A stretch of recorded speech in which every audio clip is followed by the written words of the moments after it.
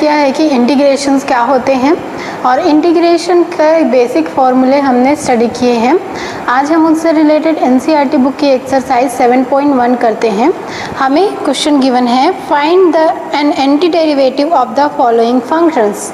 इस फंक्शन का हमें एंटी डेरिवेटिव फाइंड करना है by the method of inspection.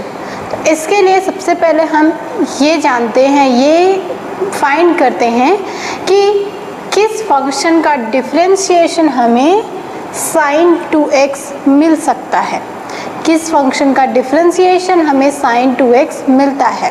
तो इससे हमें मालूम चलता है कि अगर हम cos 2x लेते हैं और cos 2x का हम डिफरेंशिएशन करते हैं तो उस कंडीशन पर हमें sin 2x की वैल्यू मिलेगी। फाइंड करके देखते हैं, differentiation of cos x is minus of sin x, तो ये हमें मिल जाएगा minus of sin 2x।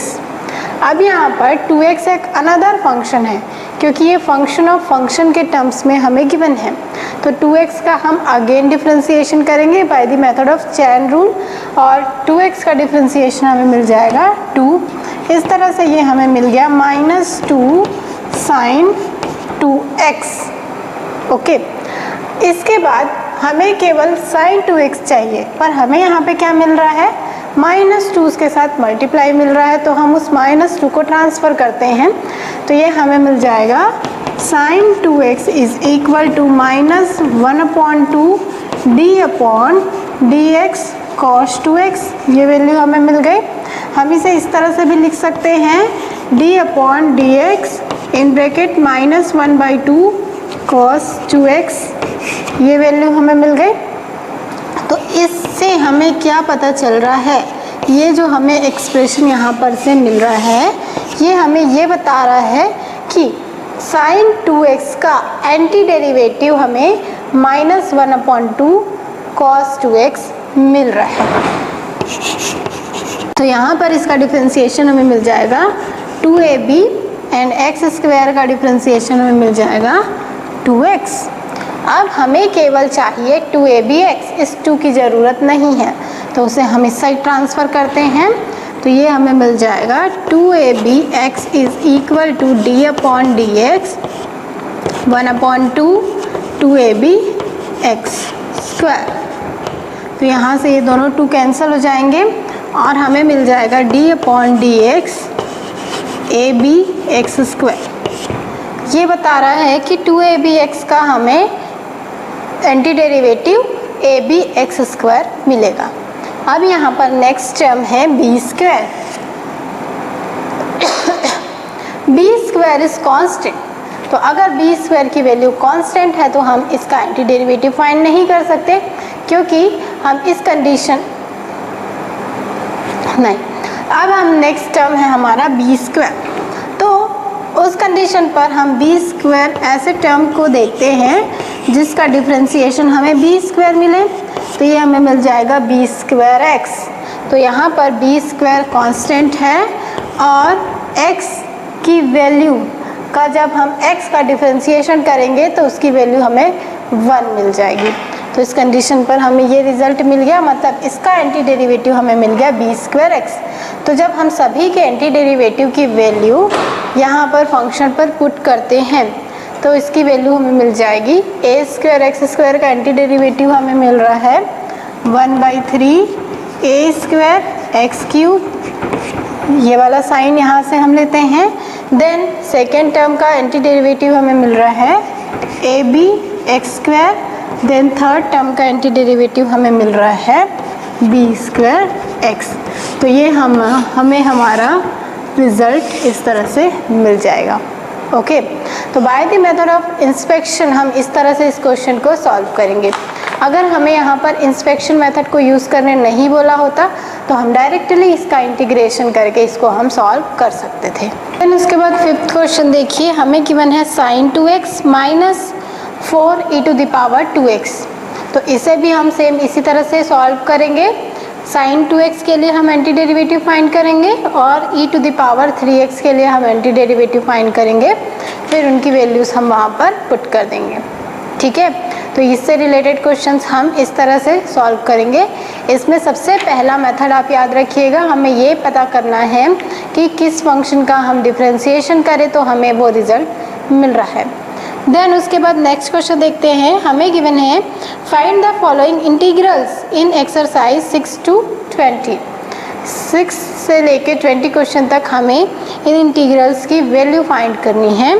And sixth question is integration of 4e⁻³ x + 1 dx। इस क्वेश्चन को हम सॉल्व करते हैं। यहाँ पर हमें इस तरह से दिया हुआ है तो हम इसे अलग अलग करके लिख लेते हैं। ये हमें मिल जाएगा 4e⁻³ dx plus integration of 1 dx। हमने ये पढ़ा हुआ है कि अगर हमें कई फंक्शंस एक साथ एडिशन पर मिलते हैं तब हम उनका इंटीग्रेशन अलग अलग कर सकते हैं। तो ये हमें इस तरह से मिल जाएगा। यहाँ पर 4 एक कांस्टेंट टर्म है, हम इसे बाहर ले लेते हैं। फिर हमें इंटीग्रेशन करना है e⁻³ का। तो ये हमने पिछली क्लास में स्टडी किया हुआ है। ये हमें फॉर्म मिल रहा है e⁻ax के टाइप का। हमने स्टडी किया है e⁻ax dx। इसका इंटीग्रेशन हमें मिलता है e⁻ax अपॉन a। तो ये फंक्शन हमें सेम मिल रहा है। डिफरेंस है कि हमें a की प्लेस पर अभी 3 गिवन है, तो ये हमें मिल जाएगा e⁻3x upon 3 plus 1 dx। 1 dx का हमने इंटीग्रेशन स्टडी किया है, इसकी इंटीग्रेशन हमें मिलता है x। ओके, देन हमने इंटीग्रेशन में स्टडी किया है कि हम एक कांस्टेंट टर्म लेते हैं, तो यहाँ पर हमें ये मिल जाएगा प्लस c।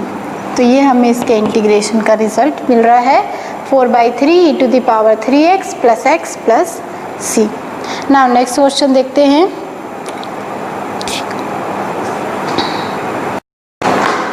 सेवेंथ क्वेश्चन देखते हैं।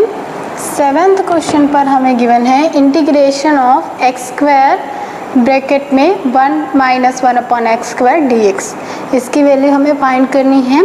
इसके लिए हम फर्स्ट प्रोसीजर करते हैं, x² का अंदर मल्टीप्लिकेशन करते हैं।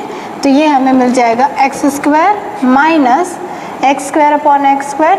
इसकी वैल्यू हमें मिल जाएगी 1 dx। अब हम इसे सॉल्व कर सकते हैं। तो x² का जब हम इंटीग्रेशन करेंगे तो ये हमें फॉर्म मिल रहा है x⁻n के टर्म का।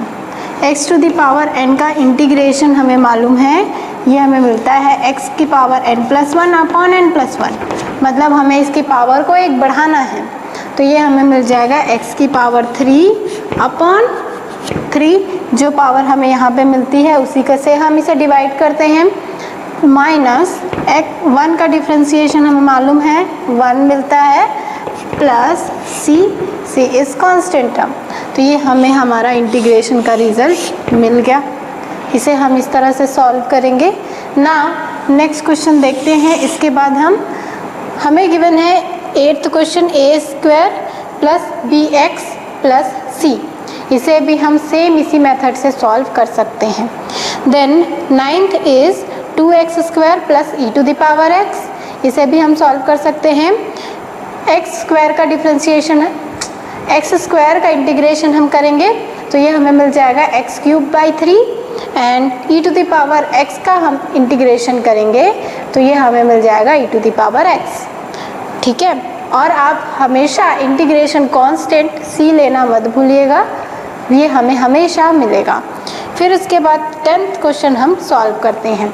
10th क्वेश्चन पर हमें गिवन है इंटीग्रेशन इन ब्रैकेट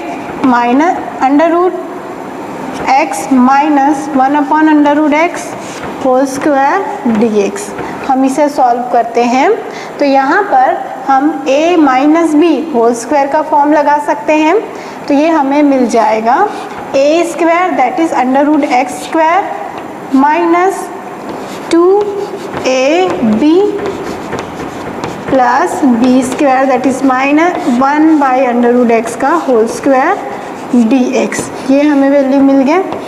अब हम इनका स्क्वायर करते हैं तो √x² इज x माइनस यहाँ से ये दोनों टर्म कैंसिल हो जाएंगे, हमें मिल जाएगा 2 प्लस इसका स्क्वायर करेंगे तो ये हमें मिल जाएगा 1/x dx। अब हम इसे सॉल्व करते हैं। तो x की पावर यहाँ पर 1 है, जब हम इसका इंटीग्रेशन करेंगे तो इसका पावर एक इंक्रीज हो जाएगा, तो ये हमें मिल जाएगा x²/2। ओके, देन 2 का जब हम इंटीग्रेशन करेंगे तो हमें मालूम है कि अगर हमें वहाँ पर कोई टर्म नहीं मिलता, इंटीग्रेशन रिजल्ट हमें मिल जाएगा x। Now integration of 1/x is log x। हमें मालूम है, हमने फॉर्मूले में इसे स्टडी किया हुआ है। तो 1/x का इंटीग्रेशन हमें मिल गया log x plus integration constant. तो ये हमें हमारा इंटीग्रेशन रिजल्ट मिल गया। इसे हम इस तरह से सॉल्व करेंगे। नाउ नेक्स्ट देखते हैं। तो नेक्स्ट क्वेश्चन हमें गिवन है integration of x³ + 5x² - 4/x² dx। इसे हमें सॉल्व करना है। तो सबसे पहला प्रोसीजर हम इसमें करते हैं, हम यहाँ पर जो हमें डिनोमिनेटर में वैल्यू मिल रही है उसे हम पार्ट पर अलग करके लिखते हैं। तो ये हमें मिल जाएगा x³ + 5x² - 4/x² dx। ये वैल्यू हमें मिल गई। अब ऐसा करने से हमें क्या प्रॉफिट है, ऐसा करेंगे जब हम, तो यहाँ से इनके पावर्स कैंसिल हो जाएंगे। यहाँ से ये 3 - 2 ये हमें मिल जाएगा x। यहाँ पर x² कैंसिल हो जाएगा और हमें मिल जाएगा 5। और यहाँ पर हम इस पावर को इस तरह से लिख सकते हैं, पावर -2 dx। अब हम इसे सॉल्व करते हैं। तो जब हम इसे सॉल्व करेंगे तो यहाँ पर x का इंटीग्रेशन हम करेंगे तो पावर 1 इंक्रीज हो जाएगा, ये हमें मिल जाएगा x²/2। देन 5 का इंटीग्रेशन, 5 इज कांस्टेंट, और 1 का इंटीग्रेशन हमें मिल जाएगा x। तो रिजल्ट हमें मिल गया 5x - 4 इज अगेन कांस्टेंट, और x की पावर -2 का हमें इंटीग्रेशन करना है। तो ये हमें मिल जाएगा x की पावर -2 + 1/-2 + 1। सॉल्व करते हैं तो ये हमें मिल जाएगा x की पावर -1/-1। तो इससे ये साइन हमें प्लस मिल जाएगा। हम इसे इस तरह से लिख सकते हैं x²/2 + 5x + 4/x plus integration constant c।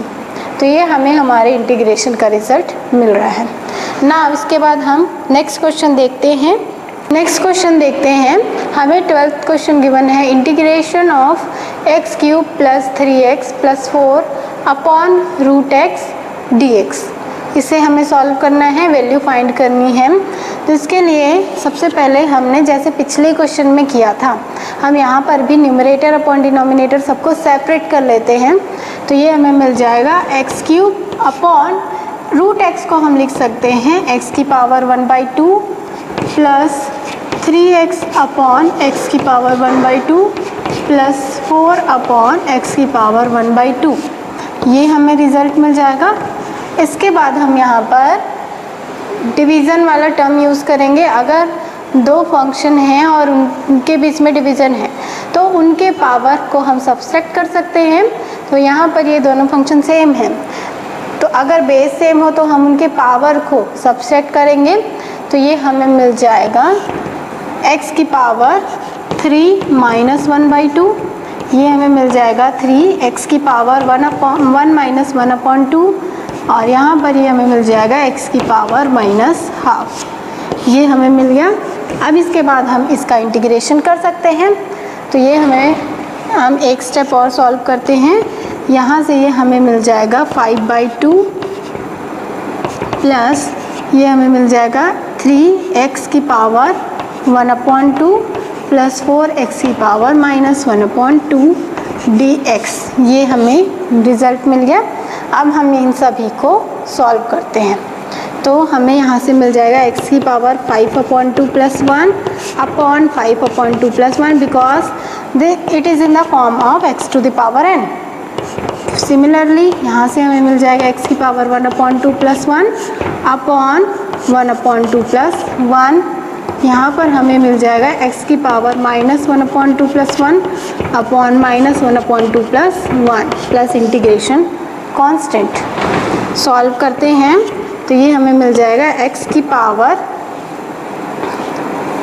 7/2 upon 7/2 plus x की पावर 3/2 अपॉन 3/2 प्लस 4x की पावर 1/2 अपॉन 1/2 प्लस c।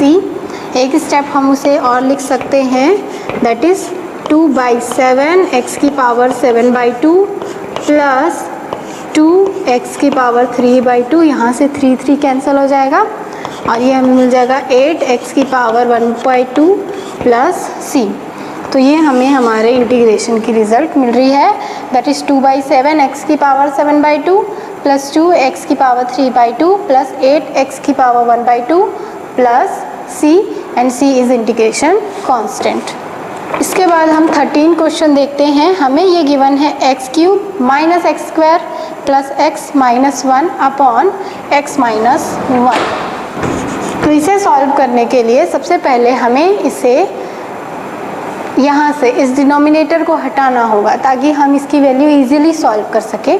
तो उसके लिए हम क्या करेंगे, इन दोनों टर्म्स को लेते हैं और इन दोनों टर्म्स को लेते हैं। हम यहाँ से कॉमन फैक्टर चूज़ करके इसे हम रिड्यूस करेंगे और उसके बाद सॉल्व करेंगे। तो यहाँ से हम x² कॉमन ले सकते हैं इन दोनों टर्म्स से, तो ये हमें मिल जाएगा इन ब्रैकेट में x - 1 प्लस यहाँ से हम 1 कॉमन ले सकते हैं, ये हमें मिल जाएगा x - 1 अपॉन x - 1। अब x - 1 दोनों टर्म्स में है तो हम इसे 1 टाइम लिख लेते हैं और ये हमें मिल जाएगा x² + 1 अपॉन x - 1 dx। तो यहाँ से ये दोनों टर्म्स कैंसिल हो जाएंगे और हमें इंटीग्रेशन में केवल मिल रहा है x² + 1 dx। अब हम इसे ईजिली सॉल्व कर सकते हैं। तो सबसे पहले जब भी हमें इंटीग्रेशन का क्वेश्चन मिले तो हम सबसे पहले उसका इंटीग्रेशन शुरू नहीं करेंगे। सबसे पहले हम ये चेक करेंगे कि हम किस मेथड को यूज़ करके हम उसे सिंपल से सिंपल फॉर्म पे कन्वर्ट कर सकते हैं, ठीक है। अब इसके बाद हम यहाँ पर करते हैं, तो x की पावर 2 इसका हम इंटीग्रेशन करेंगे तो ये हमें मिल जाएगा x की पावर 3/3। पावर को हमने 1 इंक्रीज़ किया और जो पावर हमें यहाँ पर मिला है वही हम यहाँ पर डिनोमिनेटर में लेंगे, प्लस 1 का इंटीग्रेशन हमें मिल जाएगा x plus c, and c is integration constant. तो ये हमें इस फंक्शन का रिजल्ट मिलता है। इसके बाद हम नेक्स्ट क्वेश्चन देखते हैं। नेक्स्ट क्वेश्चन में हम 14th क्वेश्चन को भी इसी तरह से सॉल्व कर सकते हैं। √x को हम इस ब्रैकेट के अंदर के टर्म्स से मल्टीप्लाई करेंगे। इसके बाद नेक्स्ट हम देखते हैं 17th क्वेश्चन। 17th क्वेश्चन में हमें गिवन है integration 2x² - 3 sin x + 5√x dx। तो इसे हम लिखते हैं। इसे सॉल्व करने के लिए हम सिंपल भी इसे सॉल्व कर सकते हैं। हम सबसे पहले इसमें इंटीग्रेशन को अलग अलग करते हैं। ये हमें मिल जाएगा 2x² dx minus 3 sin x dx plus integration of 5√x dx। Okay, integrate करते हैं तो 2 is constant here and integration of x² is x³ upon 3, क्योंकि हमने पावर को 1 इंक्रीज़ करना है। ओके, फिर 3 is constant and sin x, इसका इंटीग्रेशन हमने स्टडी किया हुआ है।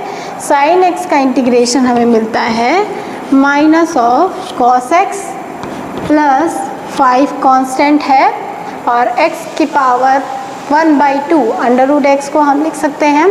तो x की पावर 1/2 का इंटीग्रेशन हमें मिल जाएगा x की पावर 1/2 + 1 अपॉन 1/2 + 1 प्लस c। ठीक है, सॉल्व करते हैं तो ये हमें मिल जाएगा 2/3 x³ minus and minus plus 3 cos x plus यहाँ से जब हम इसे सॉल्व करेंगे ये हमें मिल जाएगा 10/3। 10/3 ये हमें इस तरह से मिल रहा है। जब हम डिनोमिनेटर में 1/2 + 1 को सॉल्व करेंगे ये हमें मिल जाएगा 3/2, और 3/2 को जब हम सॉल्व करेंगे 5/3/2 को सॉल्व करेंगे ये हमें मिल जाएगा 10/3, और यहाँ से x की पावर 3/2 + c। तो ये हमें इंटीग्रेशन रिजल्ट मिल गया। ओके, नेक्स्ट क्वेश्चन देखते हैं। हमें 19th क्वेश्चन गिवन है, integration of sec² x upon cosec² x dx। इसे हमें सॉल्व करना है। हमने अभी तक जितने फॉर्मूले स्टडी किए हुए हैं इंटीग्रेशन के, उसमें हमें इस तरह का कोई फॉर्मूला नहीं मालूम। तो मैंने आपको अभी थोड़ी देर पहले ही बताया कि जब भी हमें इस तरह का कोई भी क्वेश्चन मिले, हमें सबसे पहले ये देखना है कि हम क्या उसे कुछ दूसरे फॉर्म पे, कुछ इजी फॉर्म पे कन्वर्ट कर सकते हैं जिससे वो क्वेश्चन इजी सॉल्व हो जाए। तो इसके लिए हम इसे दूसरे फॉर्म पे कन्वर्ट करने की कोशिश करते हैं। उसके लिए हम क्या करते हैं, इन्हें sin/cos के फॉर्म पे लिखते हैं। तो ये हमें मिल जाएगा 1/cos² x, और ये हमें मिल जाएगा sin² x। इस तरह से हमें ये मिल गए। जब हमें ये इस तरह से मिल गया तो हम इसे इस तरह से भी लिख सकते हैं sin² x upon cos² x।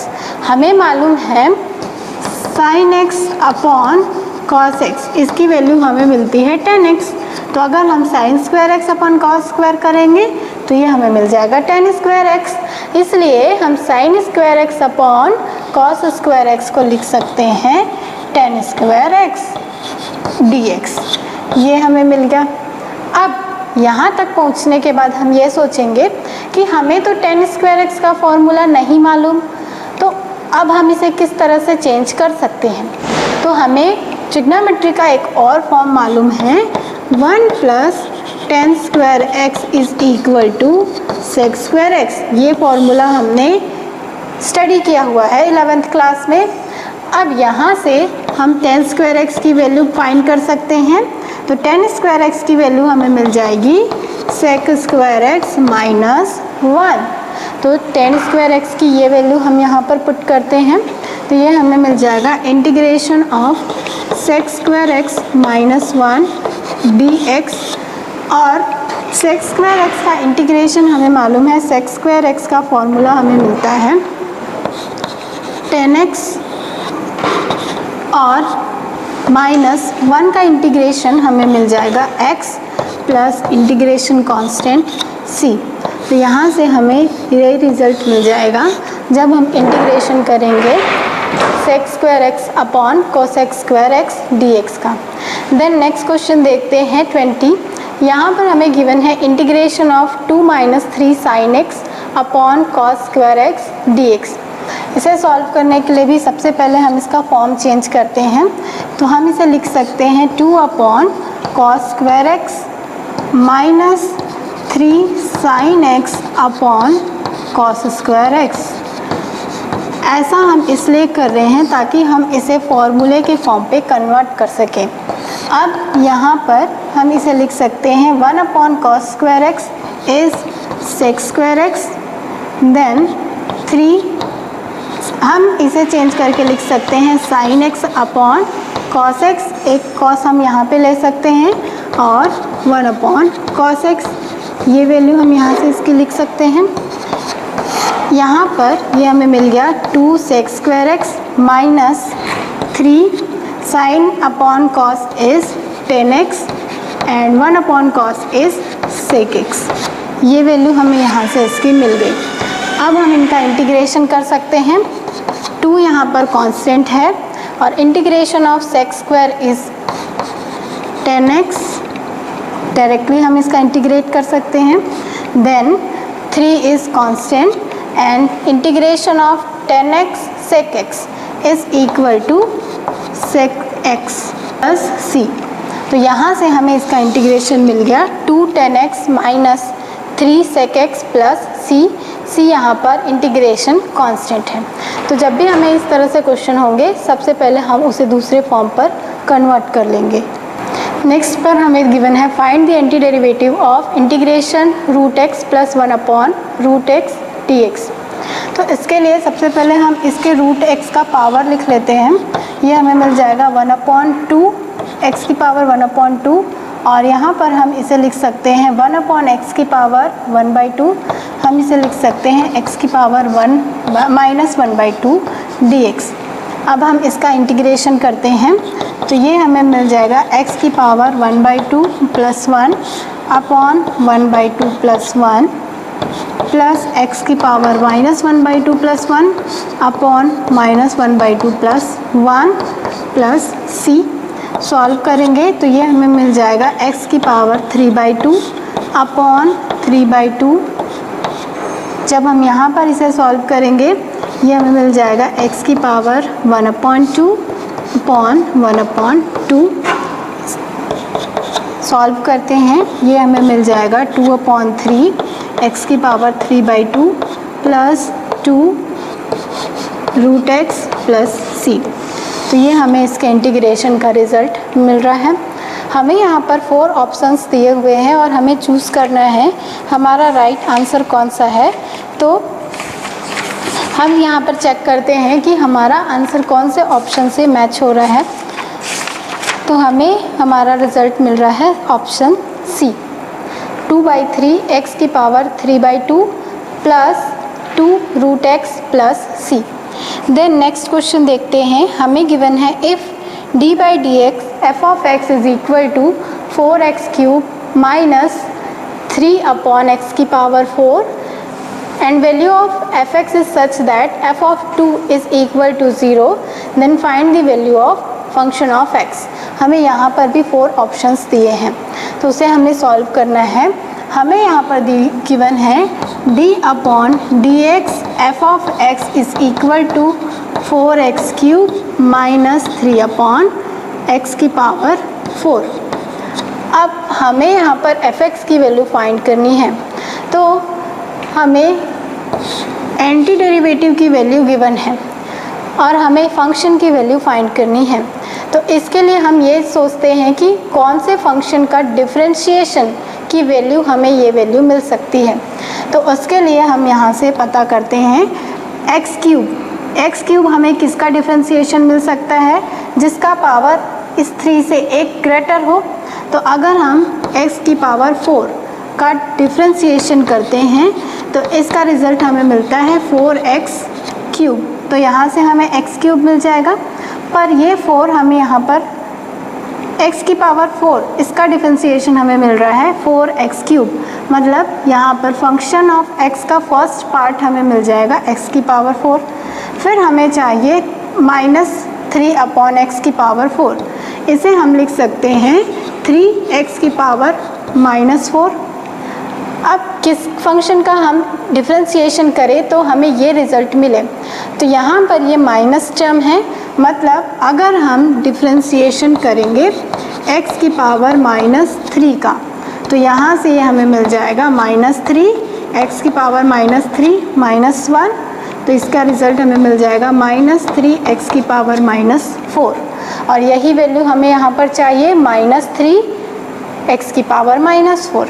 इससे हमें ये पता चल रहा है कि d/dx ऑफ यहाँ पर जो फंक्शन ऑफ x है तो वहाँ से हमें फंक्शन ऑफ x की वैल्यू मिल रही है x की पावर 4 -3x की पावर x की पावर -3। तो पर यहाँ पर जब भी हम इंटीग्रेशन करते हैं हमें इंटीग्रेशन कांस्टेंट भी मिलता है। तो यहाँ से हमें फंक्शन पे मिल जाएगा x की पावर 4 प्लस x की पावर -3 प्लस c। पर हमें इस c की वैल्यू चाहिए। ये c की वैल्यू हम कहाँ से फाइंड कर सकते हैं, उसके लिए हमें एक कंडीशन गिवन है f(2) is equal to 0। f(2) से हमें ये पता चल रहा है कि x की प्लेस पर हमें 2 पुट करना है। तो x की प्लेस पर जब हम 2 पुट करेंगे ये हमें मिल जाएगा 2 की पावर 4 प्लस 2 की पावर -3 प्लस c। f(2) की वैल्यू हमें 0 गिवन है तो ये हमें मिल जाएगा 16 प्लस 1/8 प्लस c। यहाँ से c की वैल्यू हमें मिल जाएगी जब हम इसे सॉल्व करेंगे +129/8। तो ये जो c की वैल्यू मिली है उसे हम यहाँ पर पुट करते हैं। तो यहाँ से ये हमें मिल जाएगा function of x is equal to x की power plus 1/x³ plus minus 129/8। तो ये हमें हमारे फंक्शन की वैल्यू मिल गई। अब हम चेक करते हैं कि हमें हमारे कौन से ऑप्शन से मैच कर रहा है। तो हमें यहाँ पर ऑप्शन गिवन है a, दैट इज़ x की पावर 4 प्लस 1/x³ माइनस 129/8। तो हमारा ऑप्शन है ऑप्शन नंबर ए। तो इस तरह से हम इंटीग्रेशन से रिलेटेड नॉर्मल क्वेश्चन सॉल्व कर सकते हैं। नेक्स्ट क्लास में हम इससे रिलेटेड कुछ और क्वेश्चन सॉल्व करेंगे।